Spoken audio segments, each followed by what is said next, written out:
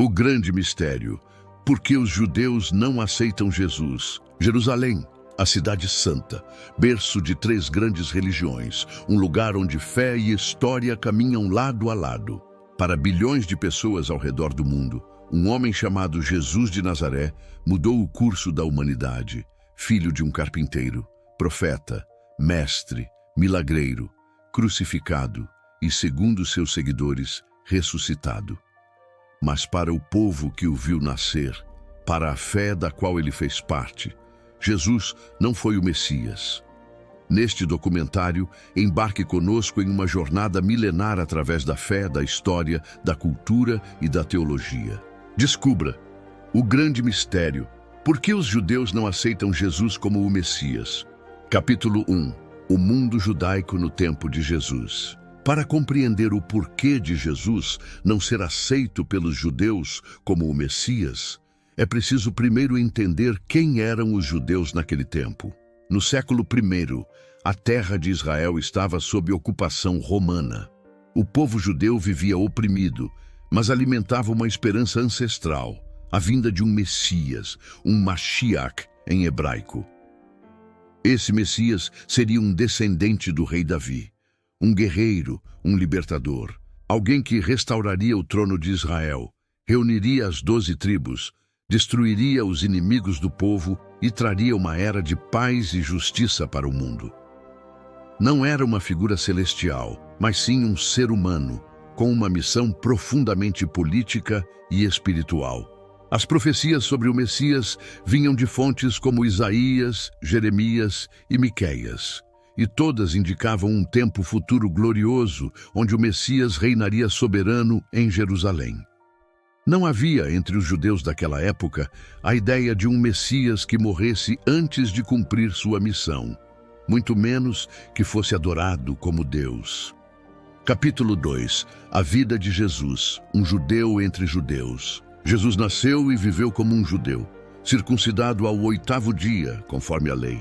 Observava o sábado, celebrava a Páscoa e as demais festas judaicas, pregava nas sinagogas, era chamado de Rabi, mestre.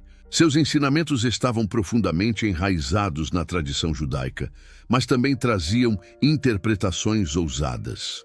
Jesus questionava a rigidez da lei, defendia os marginalizados, confrontava os fariseus e saduceus, líderes religiosos influentes. Essa postura o colocaria em rota de colisão com os principais grupos judaicos da época. E para muitos deles, ele parecia um falso profeta. Capítulo 3. O conflito. Jesus vezes expectativas messiânicas. Os judeus esperavam um Messias que os libertasse de Roma, um novo Davi, um novo Moisés. Mas Jesus não veio com espadas, nem chamou um exército. Ao invés disso, falou de perdão, amor ao próximo e do reino de Deus dentro de cada um.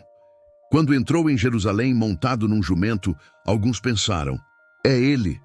Mas logo ele foi preso, julgado e crucificado como um criminoso. A crucificação foi a morte mais humilhante do mundo romano.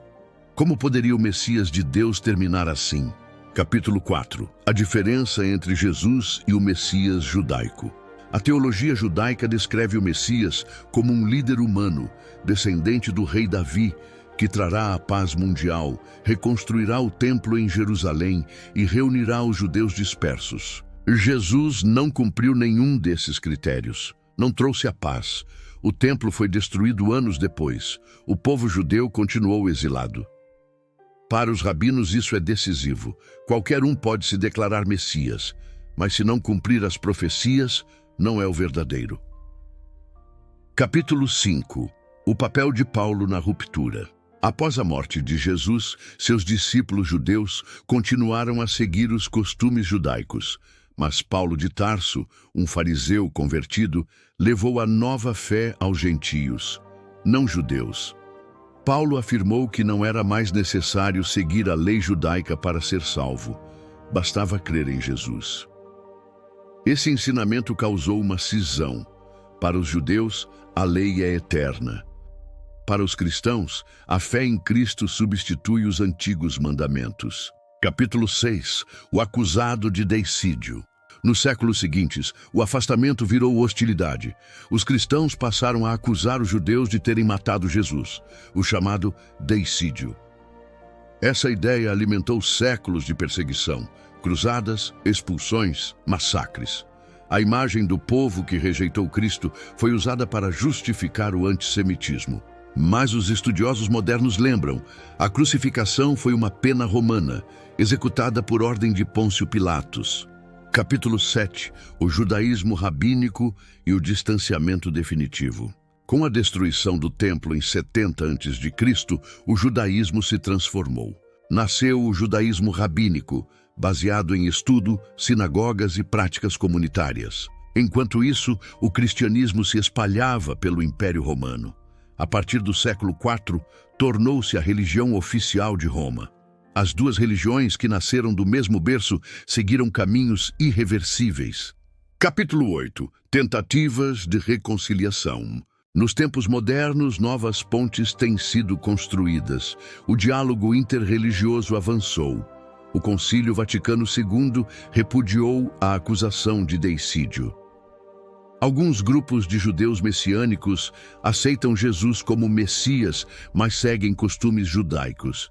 No entanto, para o judaísmo tradicional, essa crença ainda é vista como cristianismo disfarçado. Capítulo 9. O impacto das perseguições cristãs sobre a visão judaica de Jesus. Durante séculos, os judeus foram perseguidos em nome de Jesus.